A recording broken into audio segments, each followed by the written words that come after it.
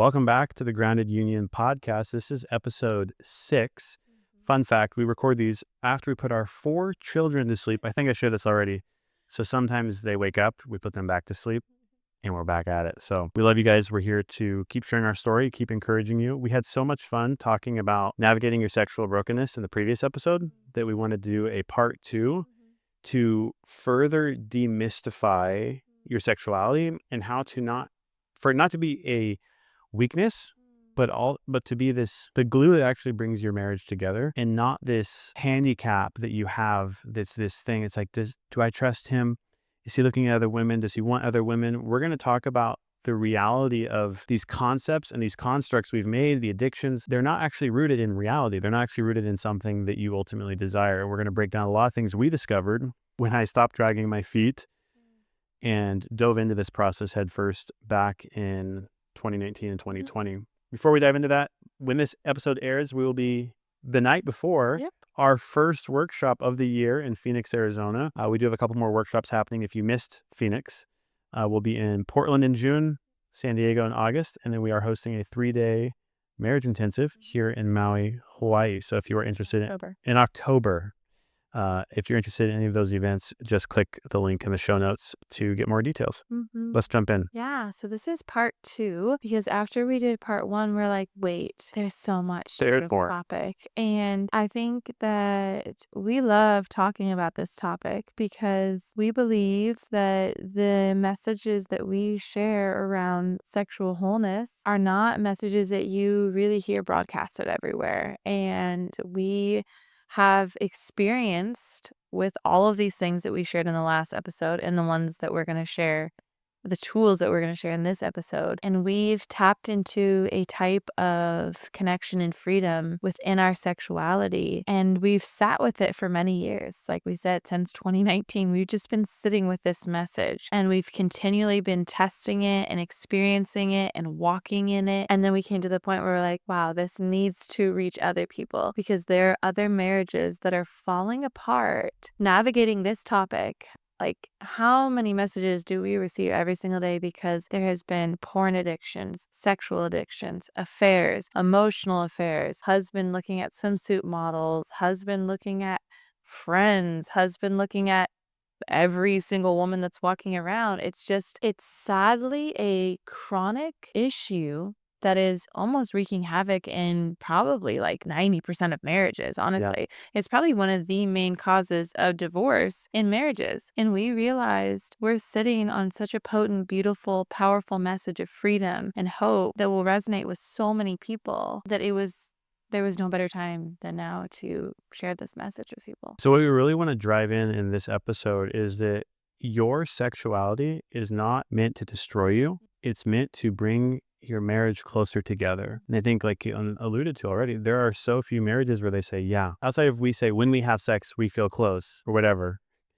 Most people don't view their sexuality as a means for genuine long-term connection with their spouse. It maybe was the hot and heavy feelings you felt when you were engaged or dating, or you think back to when you had different sexual partners before you met your spouse, or you think about how sex is represented in movies and shows and pornography on social media. And you have this idea that sex is actually detached from connection. We see it as this exchange, this transaction, this place we go to when we're in pain or we want to escape our reality. It's not actually the place that most people go to when they want to feel deeply connected and seen and known. And so very vulnerable, actually. Incredibly vulnerable. The wife's body, the female body, is opening up to receive the male parts, and that's an incredibly vulnerable process that when you don't feel connected in that, it feels very wrong. And so a lot of people, instead of facing the pain of the disconnection, they try to outlet that desire for connection through these counterfeit, I'm going to say counterfeit, we're going to use that word a lot, not real, but they appear real types of connection or sexual outlets. And what's happened over time is men and women feel that there's a fantasy world or there's a draw to these, you could call them temptations, to these ways of viewing people around you in your environment or on the internet or in shows where you idolize or objectify people that are not your spouse because you don't know how to experience the the sexual wholeness that you ultimately desire and crave the most. And so we're going to talk about some of the aha moments I had in exploring my sexual history and realizing that I could heal from becoming more sexual, in the sense of, when you try to stuff anybody, anybody who has been in the Christian church, or maybe another, I don't know of other world faiths and how they operate, but if you've tried to heal from an addictive actions in your sexuality by suppressing desire, you know it doesn't work. You have to shut down all of you, and then your connection doesn't flow, and you still have this part of you that feels dirty and you haven't addressed it. So the whole idea of healing your sexuality is actually to become more sexual, a connoisseur of desire and connection, because you know what will happen? Becoming more sexual, more tapped into your sexuality will not lead you anywhere else but to your spouse. So that's my good news for you listening right now. We jumped right in. That's how we are. You becoming a healed sexual spouse will not lead you deeper back into the paths of your addiction. It will not lead you into a fantasy world that you're afraid of. Your authentic sexual connection and desires will lead you to your spouse. So that means everything else is a counterfeit to the real desire that you ultimately have, even if it feels like, oh, but pornography is so luring, and it's just this whole thing and I can't stop doing it. It's because you don't know why you're going to it to begin with, and ultimately the emotions and the feelings you're trying to create. This is a big aha moment for you in our story, because so often we grow up, or men grow up, piggybacking off of what you're saying, and it's almost like this big narrative that your sexuality is this all-consuming thing that's eating you alive. And you hear a little bit about, yes, you'll have sex with your wife and that will be really incredible. And then there's all of this dark, looming, evil, gray, black energy around you that's trying to eat you alive, of all of this temptation and lure and sin, like we've talked about in the past episodes. And it's like all of this attraction, all of this energy that I'm trying to run away from. And so it's like there's this part of us that knows, like, okay, yeah, sex with my wife is good. But then this big part of us that maybe we don't even realize, you didn't realize, that when we think about sex and intimacy and that vulnerable connection, we think, oh my gosh, this is bad. Yeah. Oh my gosh, this is scary. Oh my gosh, I need to run from all this. I need to just pretty much just keep sprinting and sprinting through life away from all of this sexual temptation. And you realized, oh my gosh, wait, sex with my wife is good. Sex with my wife is amazing. Sex with my wife is everything. And so I don't actually need to shut down all of my sexual desire. I need to actually learn to harness that and flow it into my marriage, into our union, into our intimacy. So you're not actually shutting down, because that's exactly it. Everyone goes, oh, men are wired for sex. Yeah, of course. Actually, we're both wired for sex. Men and women are wired for sex. That narrative is 100% true. Now people then try to tag that with, and so that's why men are always looking and objectifying other women, always needing porn, always needing affairs, always this, that, and the other. It's like, men are wired for sex, and now harness that into your union and let it flow through there. Yes, you realize that you are wired for sex and sexual intimacy and that vulnerable connection, which only came from us already having the established foundation of, we fully see each other. We got all the lies out, all the secrets out. Everything's on the table. We know each other. We're looking at the narratives and the patterns of our belief systems around our childhood, our spirituality. That establishes the vulnerability, the intimacy. So then now you're realizing, I don't need to suppress any of that sexual energy.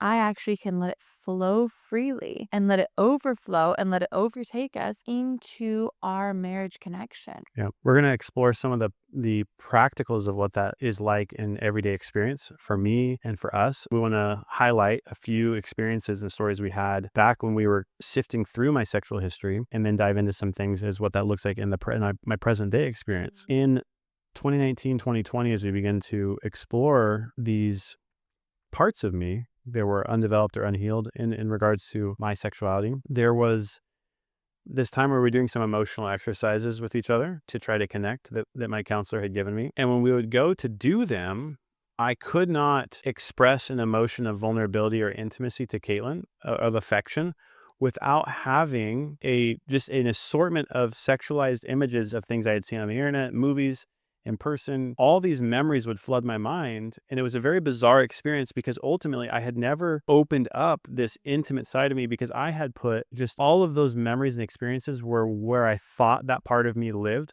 This is where I get comfort. This is where I experience connection, is just seeing a scene on this screen or searching on this profile. And that's where I had associated what intimacy felt like, what that closeness felt like, because many times in my past, when I was angry, lonely, or tired, that's when I went to a sexualized image. And so what I had done is realize, oh my gosh, like I can't even open up to Caitlyn because I was so afraid of feeling affectionate, because I thought that random women I don't know is what affection is. And so what we did is we worked through those 4 R's that we talked about in the previous episode, and I just began to recognize, receive, release, and replace those thoughts. You said it out loud, and we did that together. Yeah, I told him what the thoughts were, and I know that's very uncomfortable, but it was so healing for us because I wasn't going to try to shut it down. I was going to say, well, I'm not even able to connect with you on this capacity because I never even let you in, which is what a true marriage is letting you in all the way. And that began to sink in. Oh my gosh, the authentic sexuality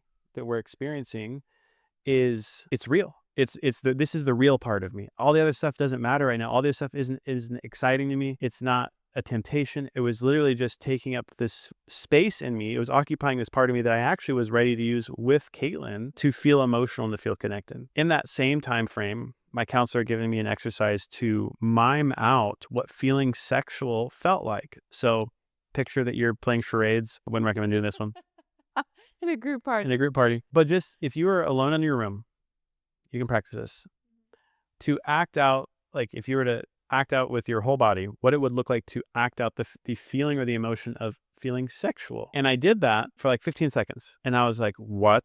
Like it freaked me out because I realized this feeling of feeling sexual did not connect with all of the inappropriate content I had viewed. All of the fantasy world I had created was so far removed from that authentic, innocent expression of what feeling sexual in my body feels like. And that's when I was like, oh my gosh, I had created this sexualized world, which was actually not sexual at all. It was the facade of sexuality. What feeling sexual in my body feels like, I have only experienced that with Caitlyn. It wasn't the same category when I saw somebody I thought I found attractive at that time. It was literally just a passing experience to try to stimulate a feeling in my body, but it wasn't the same thing. And that began to really shake me to my core to realize I can become more sexual in feeling that in my body. And that's not going to lead me to want to be sexual with random people or a friend. It's actually going to lead me to feeling safe and intimate with Caitlyn. And that was a huge breakthrough for us because before I was trying to suppress, shame, and feeling sexual will not take you away from your spouse. Yeah, it's the difference between fantasy and authentic sexuality. And really, in our culture and day and age, we've kind of tried to merge the two, and they're completely different. Because a fantasy world where you are fantasizing about other women outside of your marriage or other men outside of your marriage is completely different than authentically tapping into your sexuality in your marriage and harnessing that. And I remember I forget, it was like an email that came in from a man who was reading a book, and in the book it was talking about kind of essentially a similar type of concept of tapping into your sexuality within your marriage. And the man was like freaking out. He's like, well, if I start to do that, then I'm gonna have all of this other sexual desire just kind of bombard me and come at me, and I'm scared. I'm scared to do that. And you felt that too. You felt scared to mime your sexuality, to actually believe that your sexuality was good. It was pure. It's innocent. It's true. It's authentic. It's for the benefit of our union. And I think a lot of men, probably even a lot of women find themselves in this place because, again, you have to start back where we started, which is, what was your childhood narrative around all of these topics? What was your spiritual narrative around all these topics? Yeah. What are all the secrets you've been hiding around all of these topics? Okay, get all of that out, and then everything's clean and clear and freshened up. And now you can begin to look at, wow, this is good. This is so good for me. And I want you to share a little bit more about kind of how you begin to have epiphanies around, okay, if I actually acted on everything in this fantasy world, what does that actually even mean for me? Yeah, I recently shared this with the grounded community for contemplation. Is we think that there's this fantasy world that is so tempting. And let's just say, for example, for a thought exercise, that your wife is okay with you acting out on your fantasies, and you have permission to go act out on anything you want. So you see a random woman that you find attractive on the street, you approach her, you ask if she would like to have sex, and she says yes. So you have sex with her. I'm not saying to do these things. I'm saying literally just do the thought exercise. Okay, you did that. Now what? Okay. 5 minutes later, you leave from having sex with her and you see another woman. Do you want to have sex with her? Okay. You can be in a threesome. You can have an orgy. You can do whatever you want, and you can do it as often as you want. Does that sound satisfying to your soul? I have not met a single person that says, hey, I'm addicted. I watch porn every day and I feel really good. I love it. I love it. Or I hook up with tons of people and it feels great. Or I cheat on my wife because she said I can and she doesn't care. And I feel really content. I feel really fulfilled. And so I find it so fascinating that most men and women live decades of their life in secrecy for this fantasy world where they act out possibly with prostitutes, strip clubs, pornography, emotional affairs, in something that they don't actually want to fulfill or want to satisfy further. Because if you want to do it a little bit, why not do it a lot? It's because you don't actually agree with that. You don't actually want that. It doesn't actually satisfy your soul. And let's just talk specifically about pornography. This was a huge realization I had back in 2020 was, as we begin to demystify my behaviors and the patterns, this idea of like, I don't actually want anything you would see in pornography. If you put yourself in the room with the actors, actresses, whatever, would you feel comfortable? No. If you were in the room with the sex scene in the movie that you're watching, would you feel like you want to be there? No. And so what you have to think about is, if it's not true in reality, then what reality are you living in? It's dissociation. It's actually, so this is why we're so big on limiting or removing consumption of media, Which is coming up which is going to be coming up in another episode. Because a lot of people say we live in such a sexualized world. Well, nobody is forcing you to consume any of the content you're consuming. It is all by your choice. What world you live in. Yep. And even though the social media apps are not designed for your mental health and well-being, you still get to choose how you want to engage with them. With that being said, the sexualized world it's not actually scary when you stop consuming and creating this dissociative world that you live in. That is so liberating, because it means that you can actually stop the intake of information that distorts your view of your sexuality, of attraction in its entirety, which we'll dive into more. And you can actually turn the noise down to zero, and you can feel clean. And then you can actually look back and explore everything you've done, everything you've looked at, everything you've seen, and say, what do I want to keep? What actually is my soul searching for? And it's the person sitting across the couch from you. It's your wife. It's your husband. And that's the truth. If you're missing out on something from pornography, go, or from just having sex with whoever, whenever, if the fantasies were ultimately your soul's way of trying to lead you to what you would desire, then go ahead. You're not listening to this podcast because you're listening to it because you're confused why you want one thing and can't have it. And you're not being honest with yourself. It's because you're still consuming stuff that distorts your reality and you haven't explored your past yet. And you're most likely scared to have true intimacy, connection, and vulnerability, because to live in a fantasy world where you think about being with another woman or being with another man, or where you even look at something and then masturbate to that or have an orgasm to that, whatever it is, you're just thinking about doing that. There's no vulnerability in that. There's no connection to the actors in the pornography. There's no connection to the hot girl you saw across the way. There's no connection to the Instagram videos on the Explore page that you're scrolling. Nobody on that screen is holding you accountable. Nobody on that screen is saying, hey, I want to connect. I want to know you. I want to look in your eyes. I want to hold your hand. I want to snuggle tonight. Nobody's doing any of that. Nobody's also on that screen is saying, hey, you know what? It really hurts my feelings when we do that. So that's really easy, right? It's really easy to have that false sense of sexual relief, if you want to call it that. I'm sexually relieving myself in this way that does not require anything of me. And that's why when you are done with that act, you feel awful. Yep. You feel full of guilt. You feel full of shame. You feel full of darkness. If you don't feel those things anymore, it's because you did feel them and you've suppressed so far deep down into this dark hole that you probably don't even know what you feel anymore. And that doesn't mean that you don't want to feel connected. It just means you've dug your way so far down. You've got a little bit more to dig up before you can realize and see some of the light of where you're actually wanting to go. But all of us were made for union, for connection. When you get this right, I know this because we experience it. When you get a union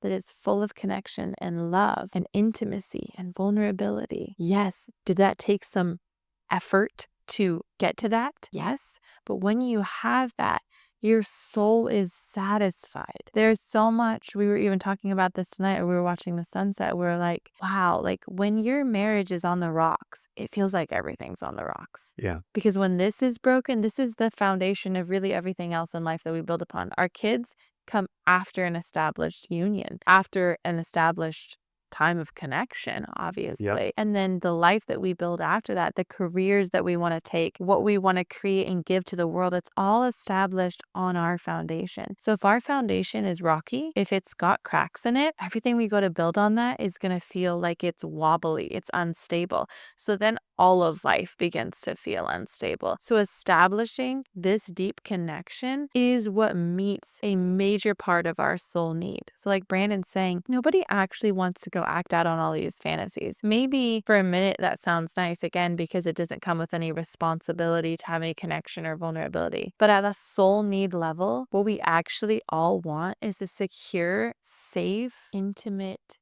union. I love listening to my wife talk. She's a smart woman. Give her some love in the comments. There's no risk. I'll speak from the male perspective. Most men are desperate for approval, and the approval-seeking behavior that sex represents. Oh, she's turned on by me. She approves of me. She's smiling at me. They're so thirsty and hungry for that they lose track of reality. There is no risk to searching an image or a video. Something's going to come up. There is no risk in flirting with a coworker that's showing interest in you because they don't know the real you. I've heard from many people that have had affairs and affair partners. The affair partner is always going to think you're at your best and that your poor wife was being rude to you and you've suffered so long with her and she's going to rescue you. Nobody is going to, when you act out in these reckless ways, it feels like you're avoiding risk. But then what's really interesting, the risk of being rejected, I should add. So if you approach your wife, she might say, I don't feel connected with you. I don't want to have sex with you.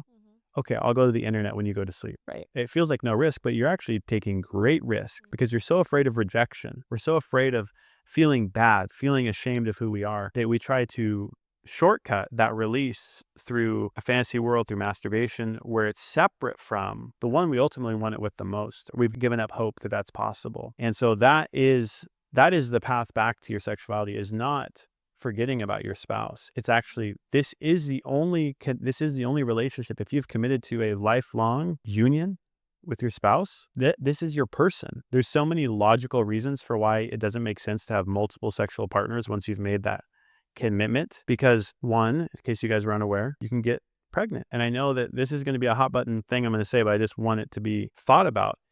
Is there's a lot of conversation about abortion, and I have zero shame to cast on anybody who has had an abortion. But we talk so much about should somebody be able to have one or not. And I think what makes a lot more sense is, how are we having so many unwanted pregnancies? It's because we don't actually understand our sexuality and the fact that when you put a penis in the vagina and you ejaculate, it can conceive a child. Sex is creation. Sex is creation. And instead of that being a sacred thing that we as a society cultivate and cherish, we desire these orgasms, but we do not understand why. And we do not understand how to have them fulfill our soul.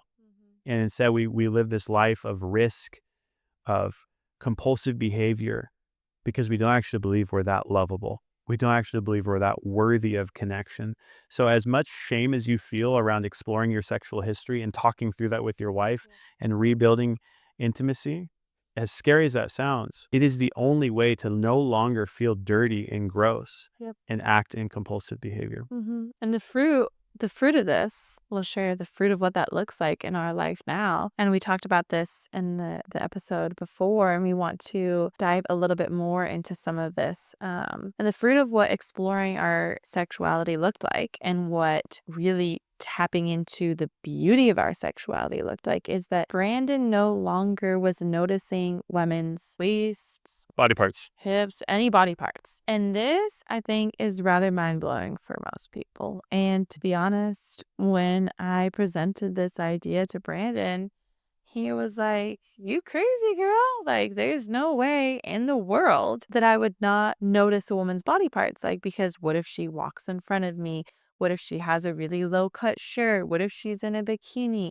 What if all the things, all the different stuff that comes up?" He's kind of like, I'm gonna maybe notice or accidentally see something and I'm gonna look away really quick. And that's going to be like really, really good. I'm going to accidentally see something. I'm going to look away. I'm not going to look back. I'm not going to think about it. That is the top tier, And I'm like, okay, I hear you. And that for me, it still didn't sit right. I'm kind of like, there's got to be more. There's got to be something different for us. And so the fruit of doing everything that we're talking about, exploring all these things, harnessing your true sexuality, the fruit is that Brandon actually began to walk outside and see everyone's eyes. I'll say Yeah. men and women. Yeah. But he no longer was seeing accidentally or on purpose for a second, for a millisecond, for any little word or phrase you want to add in there, any little thing that makes you can slip a little pass of, oh, you can do that,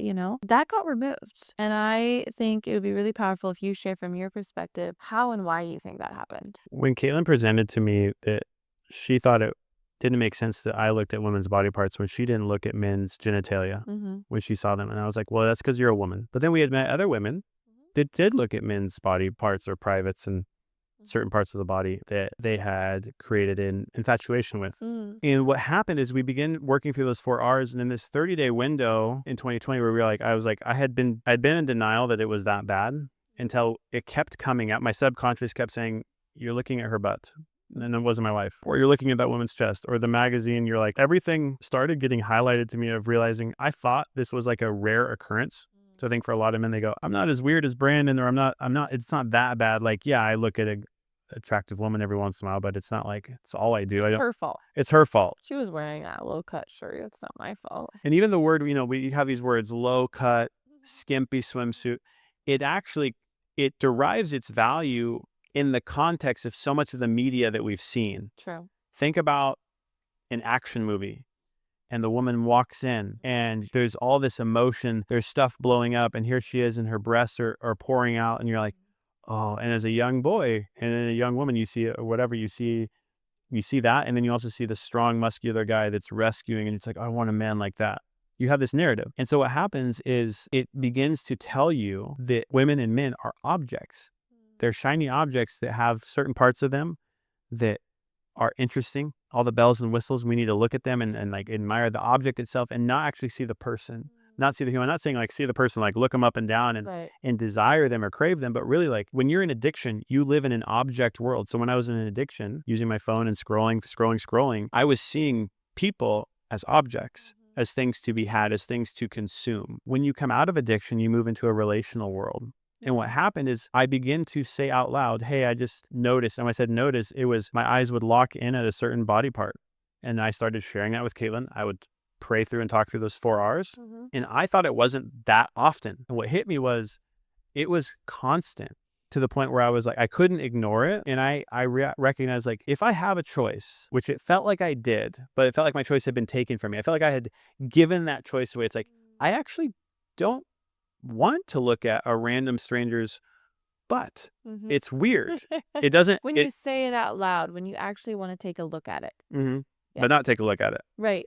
When you actually want to take a look at what you're looking at. Yeah. And for me, it was such a bizarre experience because we started having all of these conversations where it's like, hey, it happened again. I looked at her, and I'm obviously like not trying to, because I know I'm going to talk to Caitlyn about it. And I know if I lie to Caitlyn, she can read my mind. And so it wasn't worth lying about at that point. Were automated. It was like automated glances. Yeah. It's like, to turn left to go towards work instead of turning right when you're at that certain stoplight. So it's like, I could tell it got to this point where I was like, this is really like chronic. And it hit me when I was like, I created this. I had this aha moment. I was like, I created this. It's not her fault, because we identified it wasn't just a woman in a thong that was tempting. It wasn't just a woman in yoga pants. It wasn't a woman with her breasts falling out. It was somebody fully dressed, Right. wearing baggy clothes. In my mind, I had trained it to look for objects, to look for certain parts of the body. Instead of seeing somebody in their eyes, which Caitlyn said would be the reasonable way to look at the human, is to notice their face, to see their countenance on their face. And you don't actually look first at somebody's Right. genitalia. Right. And in a sense, if you want to take that role, well, that sounds like how we're wired. If you want to be primal like a monkey, have you ever watched the monkeys at the zoo? It's flipping weird. And if you can So true. you can either, so then again, you can say you're just primal and that's just how you are. So go ahead and go squeeze and touch anything you don't actually want to do that. Right. So either you're a monkey primal mate that just runs around and pokes and squeezes and does whatever. They do weird stuff at the zoo. I've had some weird encounters at the zoo. Eat bugs off each other. Eat bugs off each other and lick each other. If that's what you are, great. But if you're looking to have evolved a little bit from that to an intimate, monogamous, heterosexual marriage, then you have to explore these things, because it's actually killing you and it's killing society. All that to say, I realized I had created the way I looked at other women, and that was specific to me. I was not a victim to how women dressed or to the context I was in. Where you were, the environment, any of that. Because sure, Wouldn't matter. if you just aimlessly, and this is why we like removing media, if you aimlessly scroll with a numb and dumb, Right. like passive mentality, and there's some girl half naked dancing, you're gonna be like, oh, she's smiling at me, she likes me. Like, you're gonna think like, this is what I want. But in a normal reality where you're at the grocery store, it's not sexual. Right. Nope. That girl doesn't want your attention. And so that hit me so hard. And as we begin to like go through this in a period of 30 days after sharing, and I mean sharing, every single time, even the times where it was uncomfortable and awkward, all of the automated subconscious looking at a girl's waist first, or looking at her chest, looking at her nipples, whatever I could see through the shirt, like all of that ceased.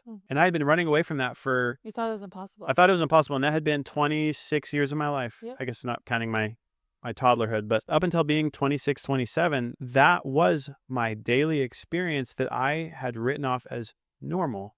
And until we explored it, I thought it was permanent, but I had wired it in, and I had actually made myself powerless to that set of viewing women. Now, this same thing holds true for how women, how your wife could view men, or if you're struggling with same sex attraction, but you're wanting to live in a heterosexual monogamous relationship with your wife. It doesn't really matter what flavor it was. For me, it had a very specific type to it. Yeah.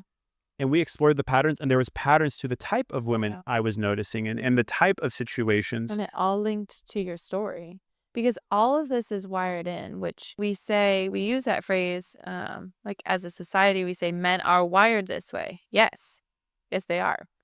They were wired by those exact phrases that we told them. They were wired by what their parents told them, what their parents didn't tell them, what your parents showed you through the movies, what you had access to on your computers, on your iPhones, on your TV screen, what the kids showed you at school, what the kids told you at school, what you learned at youth group. All those things were wired into you. You weren't actually born wired this way. You were, and when I say wired, it's like, when we plug in all these cords to something, we're hardwiring something in. It's like, imagine our brains right here. We're born with the purpose of becoming connected and having union and intimacy. And then all these little narratives are like little wires that get plugged in, and we don't realize, oh, it's so simple. I'm just going to unplug these wires, and then I'm free. Yeah. I'm literally free from all of those narratives. And you've probably never heard this in your entire life, because I had never heard this in my entire life. Brandon had never heard this in his entire life. I still, to this day, have never heard anybody talk about this topic in depth in this way. This is very new information. This is very new insight. And it is probably going to hit you in a very interesting way, where you're like, wait, these people are... We are crazy. Wild. We are crazy, and we're crazy happy about it. Because what happened in that process in 2020, when I really dove into these present day experience of how I was viewing women, and I realized, wait a second, this automated way of seeing women stopped. The female body stopped being a sexual object to me, because the only female body that is sexual, because I started feeling into my emotions, which we'll talk about in the next episode, emotional mastery. I started feeling the desire to connect emotionally. We were doing emotional connection exercises in our relationship, and it was like, oh, this is a relational world. So when I think about my sexuality, the only breasts that I am drawn to and that I had wired my subconscious to see now are ones that I can touch, kiss, squeeze. The only breasts that meet that criteria are my wife's.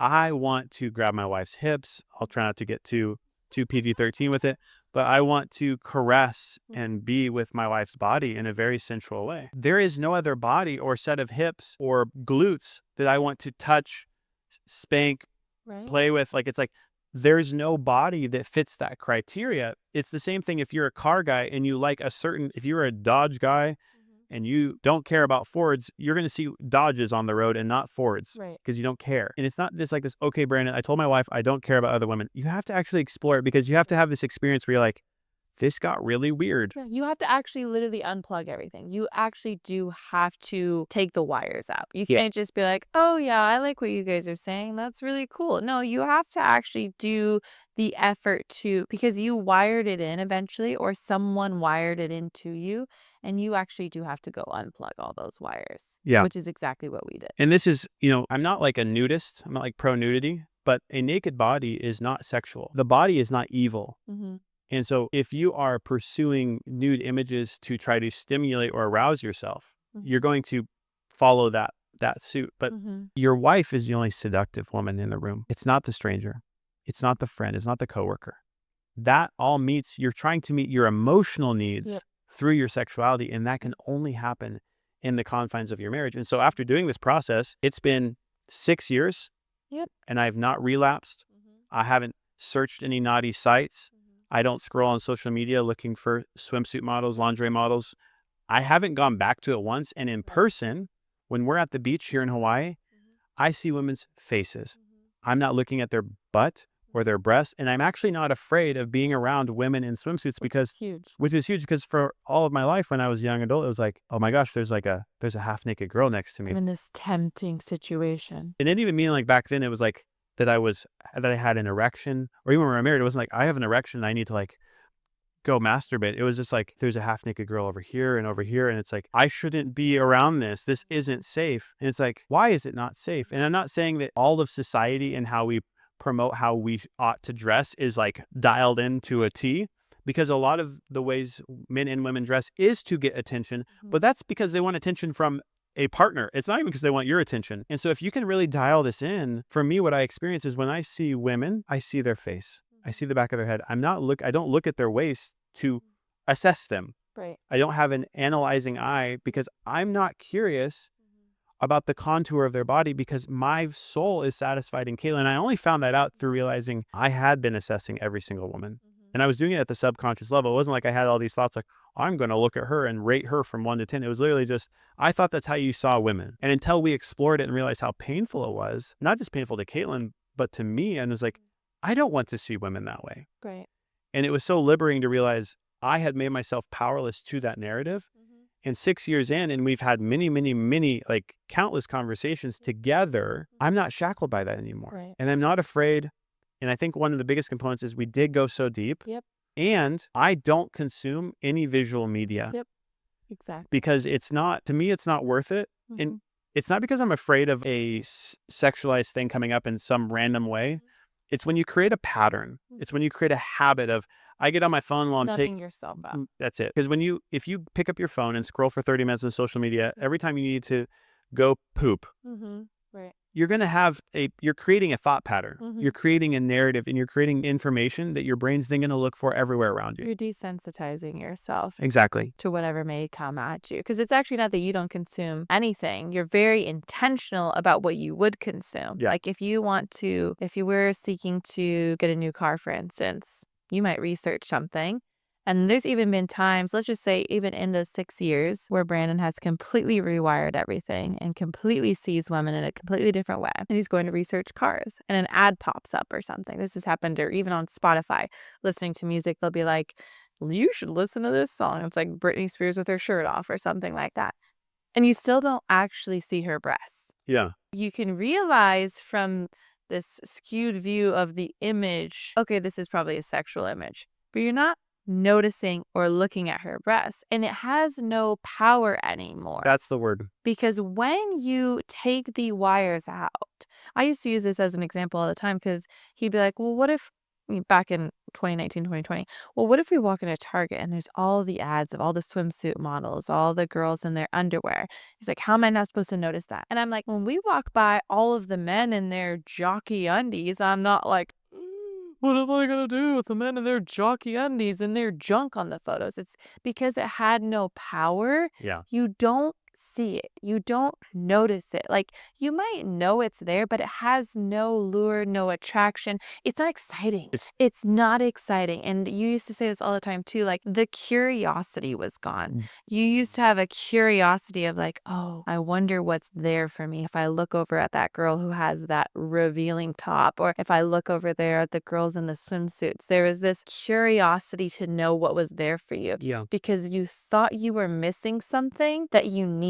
because there was a void inside of you were trying to fill with these counterfeit sexual fantasies, and you never filled the void, because counterfeit sexual experiences will never fill the void. Yeah. So that's why you will endlessly always be seeking more, and therefore reinforce this narrative that you are born that way, wired that way, and have to live that way forever. No. If you actually want to take a step back and have experiences within your marriage, within your union, that lead to sexual wholeness, you will be satisfied, and that soul need, that void, will be completely gone. And then guess what?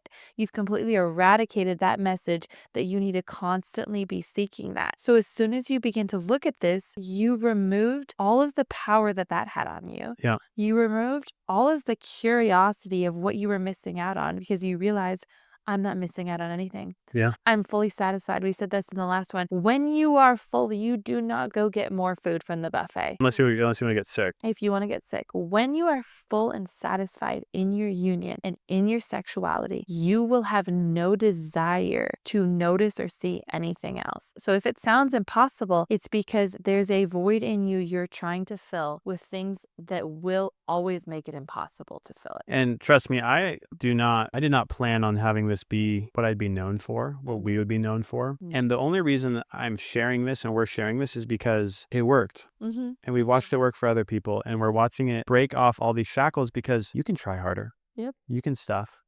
You can ignore. But what we're telling you is, as painful as it is to tell your spouse the intricacies of your sexualized world inside of you, your spouse dwells in that place with you. When you've entered into union, there is nothing hidden. Yeah. So they feel, you both feel the disconnection and the distortion. All that the message you're saying to the universe, the world around you, to your spouse, is when you step into this idea of we can rewire this, is you're stepping into a greater experience of love and connection. That's what you signed up for. So either, here's my challenge for you, and this is going to be very blunt. Get divorced. And don't pretend to be married. Right. If you don't think it's possible. Right. If you think that experiencing this liberation in your sexuality, where it's only driven towards your spouse, is possible, and you're willing to step into it, stay married and give your whole self to this. There's really that's the two options: is live like a bachelor, sleep with whoever you want, whenever you want. Think about whatever you want. Think about whatever you want. Get off my back, mom. I don't care. I'm going to do whatever I want. Go ahead and do that. And tell your kids you're doing it too. Stop dragging your wife through that, though. And the kids. Yeah. Don't play games anymore. Yeah. If that's not how you want to live, which I would have more respect for you for saying that's how I want to live and actually doing it, than saying, no, I don't want to do that, and not believing that you could heal. It's one or the other. Can you heal? Or are you meant to live in this reckless life that we'll see how you're doing at 70. So what we're saying is you can heal, and we want to inspire you to explore your story with courage.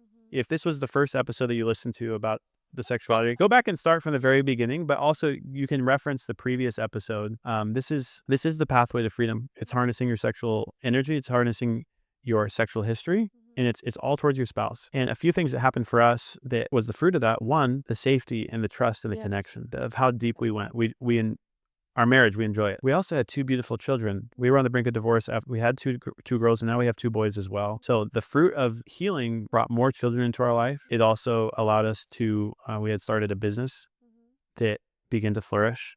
We were able to pursue our dreams, and we were able to have clarity because we were together in one heart and mind. And we didn't have that before because Caitlyn had been vulnerable and she had shared times where she was feeling disconnected, all those pieces. And that's why you guys like, why are you always focus on Brandon screwing things up? Why are you always focus on the man? Caitlyn was taking the steps toward me. She was vulnerable. She was sharing if she did feel shame, if she did feel if she had a weird dream.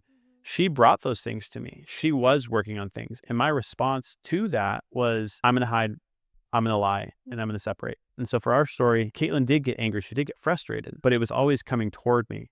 And so the pain of sharing something, that's what you do in a healthy relationship. I pushed her away and I lied and I hid and used the internet to relieve myself. And so that's why we focus on me and these stories so much, is because it was our story. Your story may be different. Maybe both of you are off in other rooms pleasing yourself and you're ready to make a change. So we just want to support you as best as we can through this podcast. Yeah, and a lot of times women will say, well, how did you learn to trust again? This is how I learned to trust again, because I think if you go to most betrayal support groups, you're going to talk about trust. And it's like, okay, yeah, it's just going to take time. And it's like, yeah, it does take time to trust. And also, it doesn't have to take that much time. If you start to see your husband, your spouse, begin to say everything out loud, actually get all of the dirt out, you will trust again because you can now see everything on the table. How did I trust Brandon again? Because there wasn't anything that was keeping from me. How did I know that? Because he was telling me things that I could see were painful to tell me. Yeah. He was telling me every sexualized image that went through his head, every sexualized thought. He was telling me every time he went out and objectified, he looked at someone's breasts, waist, whatever. Every single time he noticed a sign, a magazine, an ad that popped up. In those 30 days, which we didn't know was going to be 30. And we had been doing this for more than 30 days, but I didn't commit fully to it. True. We always make Brandon sound really good. Like he was like, no, I dragged my feet for a couple months. But once I said, look, I'm not doing this I'm doing this for us, but I was doing it because I was like, I'm ready. Yep. Once I was ready and went all in, it only took 30 days. We had been If dabbling. you want to drag your feet, you can make this last for the rest of your life. If you want to dive in, and what we mean by dive in is it means you don't keep anything anymore. You don't keep anything a secret. That's why we started that in episode 1 and 2. Nothing is a secret anymore. Because if you want to do that, you will accelerate your healing so much faster. If you want to keep some things a secret and you just want to be like, oh, just not that one. That one was uncomfortable because that's my wife's best friend. So I can't tell her that I looked at her breasts. Well, you're going to be dragging your feet and you're going to be looping on this for a long time. How did I trust Brandon? Because he told me things that were excruciatingly uncomfortable to tell me. He told me things that he knew were going to make me weep. And again, we might make this sound simple. Like it was so simple for us. Look at us. We're so happy and in love. We said this in the last one and I cry every single time at the end. But when we embarked on this journey, we stayed up till 2, 3 in the morning, just like this, on the bed. And he would say things to me that would make me weep because it was so painful to hear that my husband was looking at other women's breasts. Okay, well, it's also painful that my husband was doing that and I was never knowing. Yeah. You're not going to get out of the pain. The only way to get out of the pain is to face the pain, to face the exact situations that you're in. And I'm telling you that it's worth it because there is another side to it, because your husband your husband and yourself, if you find yourself in this scenario, you can completely free your mind up. You can completely free and rewire everything. And that changes your whole life. It changes the way you view your spouse. It changes the way you view yourself. It changes the way you view the world. Sex is creation energy. When you harness your sexuality, you create a beautiful life. Yeah. The reason why you might not see your marriage flourishing, why do you feel like your life sucks? Why are you depressed? Why are you anxious? Why does it feel like every day you wake up and you hate what's on the docket? Because you're taking your sexual energy and you're not creating what you want. You're actually creating a life you don't want. So clean it up. Clear it up. Is it painful? Yes. Are you going to have to say some uncomfortable stuff? Are you going to have to look at your wife while she weeps? Are you going to have to go to bed feeling devastated? Yes. And then on the other side, there's connection that you've probably never even experienced before. And that is so worth it. If this sounds like an overwhelming task to jump into or project, in the following episode, we're going to be talking about developing emotional mastery, which is how you navigate the feelings and the emotions that come up in your relationship. And specifically in this process of exploring your sexual history, we're going to share with you exercises you can do that allow you to ground this experience, which I talk a lot about in the grounded community for the men I'm working with, is when your body gets involved in the process, where we're not just doing a mental intellectual project and sharing your story with your wife.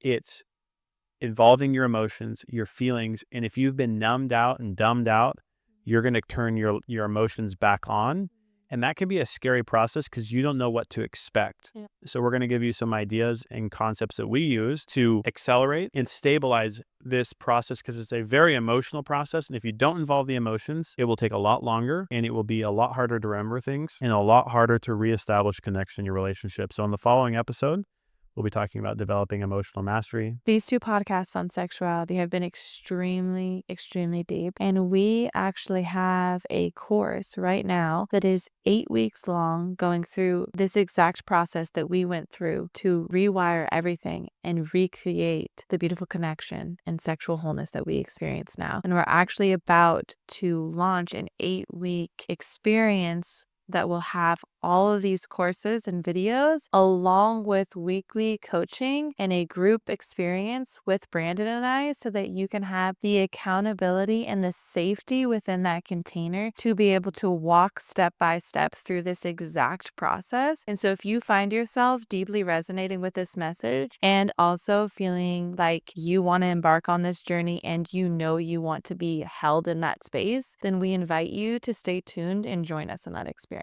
We should be launching that at the beginning of May. Yep. So we'll have more details in the show notes. Yep. I want to thank you so much for joining us for this episode of the Grounded Union podcast. If you're getting anything out of these, please let us know in the comments. If you're watching on YouTube, thanks for those of you who are on Spotify or Apple. Please share this with another couple you think would benefit from it. And we are grateful to spend this time with you. We'll see you in the next episode.